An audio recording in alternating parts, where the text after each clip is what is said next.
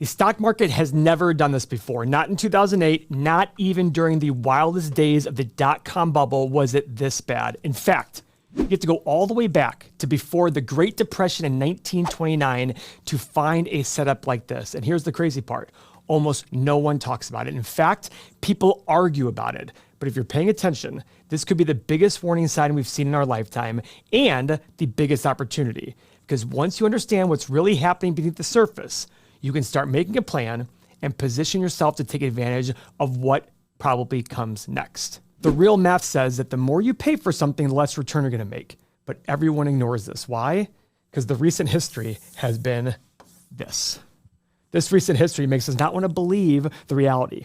Now, again, I'm not being a fudster here. I still own 28 companies in the stock market. I still buy ETFs because I don't know when the crash is going to happen. I don't know when the correction is going to happen. All I know is I'm going to be ready for 5 or 10 years of mediocre, if not crappy returns. Guys, if you've watched our channel before, I pull this up all the time. This is the stock market to GDP ratio, the Buffett indicator, considered by Buffett to be the most reliable metric at any given time on valuations. Now, as I said in the opening, something that has not happened since 1929. Guys, let's go back to the Great Depression.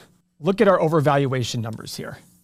We were at 145, 152, 147, 211% overvalued. Look at how long we were 100% overvalued for. These are 1, 2, 3, 4, 5, 6, 7, 8, 9 quarters in a row of 100% or more overvaluation. In fact, it got double the level that we're at today. And guess what? That was right before the bubble burst. But we didn't know what was going to happen. And how bad did it get? Guys, these are the following 10-year returns, not including dividends. Is it ironic that the worst valuation time led to negative 9.5% per year returns for the next 10 years, not including dividends? And as valuation got better, as we went to a more reasonable valuation level, look at the returns over the following 10 years. They went positive. Guys, the more you pay for something, the less return you're going to make. It's just purely math. This iPhone's worth $1,000. If you pay $900 for it, you're going to make 11% return. It's $100 in profit on a $900 investment. If you pay $200 for it, you're going to make an $800 return. That return is 300%. No, not 400%, it's 300%. You pay more for something, your return is less. You pay less for something, your return is more. It is that simple. The truth is, guys, we're 102% overvalued. That is nothing to scoff at. In fact, as a historical comparison to one of the biggest events of our time, let's go to the great financial crisis in 2007. In 2007, we were basically even on valuations. Basically even here. Guys, let's go to the dot-com bubble. The dot-com bubble is what everybody remembers being one of the worst times ever. 48, 46, 47% overvalued. Now, ironically, what do the headlines focus on? They focus on the wrong bullshit. They focus on tariffs. They focus on who's getting mad at who. They focus on all these things that do not matter. Guys, we are 102% overvalued. When valuations are this high, it means the future is probably not going to be as good as the recent past. But that doesn't mean you should sour on stocks. That doesn't mean you should give up. That doesn't mean you should sell everything in anticipation. It means stick to your plan and be ready to jump on the opportunity. Everyone has that ability. The question is, do you have the stomach when things are falling and the world looks its worst to be able to sit there and do that? Now you might sit there and say, well, that's easy. I'll just buy when stocks are down. That's exactly right. The hard part is this. You've got to have the stomach that when all the noise is bad, when all the news is telling you the world is falling apart, when we had COVID and everybody said the world is going to shut down forever, that's the fear you need to be okay with. You need to sit there and say, wait a second, is the world really falling apart? And if the world does fall apart, you know what you have to say? Fine, I'll buy stocks anyhow, because if the world does go to zero, I may as well buy stocks along the way down because my money will be worth nothing today. This is the S&P 500 going back to 1950. This is a blip of all the bad things that have happened in 1950. Guys, this is nothing compared to everything. And look at all the shit that's happened. Well, first off, I'm gonna ask you a question.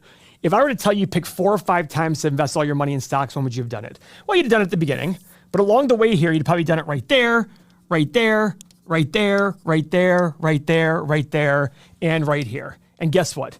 At all of these points, the news was awful. The news was never good at those points. That's what causes these drops to happen. The news has to be bad. The question you have to ask yourself is that news permanent? Guys, we have quietly surpassed the dot-com bubble, the 2008 peak, every major bubble in the past, except for a short time during the 1929 bull market run, the 1920s run. That's what's incredible here. And the future was not great. The future was tough because we paid more for stocks. The stock market in the next 5 or 10 years will not be as good as the last 5 or 10. Is there a way that ends up being awesome? Sure. But the thing people want to hear is the only way that the stock market ends up awesome for the next 10 years is this little scary word that we all hate. This would be our savior. But everybody hates inflation.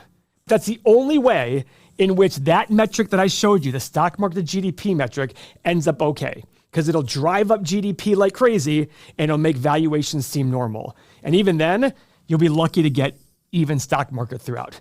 That's not the way it happens. If you're just blindly buying the dip, I get the idea there, but if you're only buying and thinking to yourself it's going to rebound, that's going to be the problem.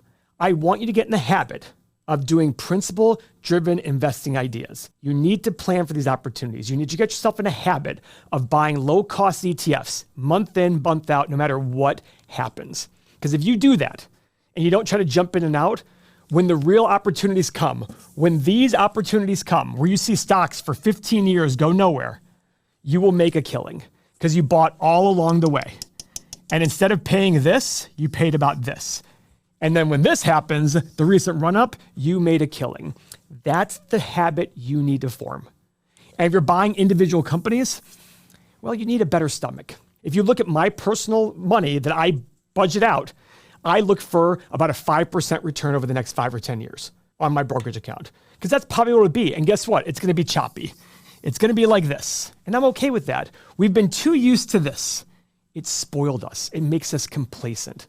And the consequences of ignoring history will make you sell at the wrong time. Because if you're not prepared for mediocre or bad returns for a while, when they do happen, you will hit the sell button a little too quickly. You need to be able to realize that investing is not speculating. You're buying a company because you understand what the company does, how it makes money, and hopefully you understand in the next 15 or 20 years, it'll be a bigger company than it is today. You also realize that every investment is the present value of all the cash flows you pay. So if you pay $10 for something and it gives you $10 a year return for the rest of your life, your return is going to be very large. If you pay $1 million for that same $10 return, the return is going to suck. If you pay $1, you're going to have an even bigger return. That's what I mean by every investment is the present value of all the future cash flow. You lay out money today for a stream of income in the future. The less you pay today, the better that return is. The more you pay, the worse that return is. But remember, when you buy companies, you don't know where the price is going to be on any given day. The market is a voting machine in the short run. In the short run, votes drive prices. In the long run, value drives prices. The fundamentals drive prices. Now, guys, this principle-driven investing is something that I use for my businesses, my real estate, and my stocks. If you want to get that principle-driven investing, which you have to get it, you have to understand it, you have to own it. Click the link below. We will email you the PDF immediately. It's a great way of thinking about life, investing, business, real estate, no matter what you're doing. You need to absolutely get that PDF and ingrain it in your brain. Guys, investing successfully isn't about complicated math. It's about keeping things simple and keeping your stomach in check. Now, I came across this article, guys. Market veteran thinks a 20% stock market corrections this summer. F this guy. He has no idea what's going to happen. We have no clue what's going to happen in the short run. I don't care who you are. No one has a clue. These are all just posturing out there. If you go on Twitter and see all the people who are predicting crashes, it's hilarious. I actually take screenshots of all these bear market enthusiasts who say this is going to happen on this date or this is going to happen, and I take screenshots of them, and then I set reminders on my phone. That's how psychotic I am. I set reminders on my phone with screenshots to go call them out on it because I hate the whole prediction business. It's absolutely stupid, asinine. You've got to ignore it. What you have to focus on is learning fundamentals of the business. Now, guys, I like the fact this guy's talking about valuations, but valuations in the short run are absolutely useless. I mean, it's absolutely stupid to sit there and think to themselves that they're going to predict what happens in the short run based on valuations. In the long run, absolutely. We've shown countless examples of this. Cisco and Intel back in 2000. Today, they're making magnitudes more money, yet their stock has never hit their 2000 peak. Why? Massive overvaluation before. It's very pure and simple. You overpay for something, you're going to make less return. And guys, in this, with higher tariff rates and economic uncertainty. That's the conversation of the year right now, and it'll change at some point. It's always some story that we're attaching ourselves to. That's it. Then you look at it though, and you see the Magnificent Seven had the best month they've had in over 2 years in May. Why? Because they were just killing it. There's no other reason than people just crowded back into it and they skyrocketed back up. There's no understanding. Look at Alibaba. Alibaba is a company that I owned on January 1st and went up 60%. And people are like, aren't you so happy you were right? I'm like, guys, I don't know if I'm right. It's a stupid 2-month, 3-month reaction. I will care 5 or 10 years down the road. If you can't own a company for 10 years, do not own it for 10 minutes. That's what Warren Buffett says, and I truly believe in that. Let me show you another stock I'm looking at right now to explain this further. If you guys watch the channel, I'm big on Nike. Nike's struggling. They got these tariffs. But I want to tell everybody the story. Go back to our Nike videos when Nike was at their all-time high of 180, back at the end of 21 or 22. We sat there and said, you know, we're interested in Nike sub 100. We don't have an exact price. We'll look under 100. People said, no chance it ever goes below 100. Well, guys, on April 10th, 2025, it hit $52 a share. What's that drop? That is 70% drop, give or take. 70% drop in a company like Nike. Well, Paul, what you don't get is tariffs are hurting Nike. This is terrible. Go woke, go broke, all this other bullshit. It's all noise. I look at it this way. This is what I think of when I buy a company. This is why you need that principle-driven investing PDF. 1, do I think this company will be around for a long time, foreseeable future? Guys, what world do we live in if Nike's gone in 20 years? Like it went bankrupt. What kind of world would that be? That's gonna be a tough world. You know why? Nike's got great debt. This is their 8 pillars. They have very reasonable debt levels here. They can afford their debt. That's the biggest cause of companies going bankrupt. So I'm fine with that. 2, do I think Nike will make more revenue and more profit 10, 20, 30 years from now than today?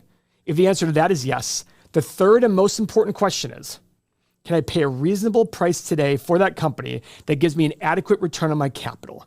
If the answer to that is yes, then I purchase it. If the stock goes down further and all my assumptions are still the same, I buy more of it. Easier said than done. It's hard to buy a company and watch it fall in price. But remember, stocks go up because people believe a story. But if that story is wrong and you pay the wrong price, you will lose a lot of money. That's why I believe in Nike here. I believe the future prospects of Nike are a great value at $62 a share, not at 180. And the first thing you have to realize if you're an investor is what's great at one price is terrible at another price. If you can't understand that difference there, then just stick to your low-cost ETFs and don't ever look at them. Just let them ride, because that's what's important here. Now, guys, I use all of these tools. I built this thing for myself to use to manage all my investing, including my real estate. This is all available here, including our community. The most common comment I get from outsiders is, holy shit, there's a lot of stuff they get. They do. Guys, check it out. We have a great community, great software. Check out, click the link below to join the community. And guys, the market isn't just overheated. It is structurally out of sync with reality. The signs that led to those past crashes, we're not just repeating them right now. We are absolutely amplifying them. And yet, most investors are asleep. They don't want to accept the reality of this. And again, I'm not telling you that the crash is going to happen today or there will be a crash. What I'm saying is, prepare yourself for a future that's not as good as the past. You will do much better. You will, as you lower your expectations and realize what this is showing. Because in the future, there'll be a point when valuations are so good that I'll say the next 10 years are going to be way better than the last 10. But if the real danger could be something that isn't the crash itself, it's the fact that no one believes it's possible. So click the next video where we break down why this market calm is so dangerous and how rising debt, higher rates, and most importantly, investor complacency could create a perfect storm before anyone's ready. Thank you for your time.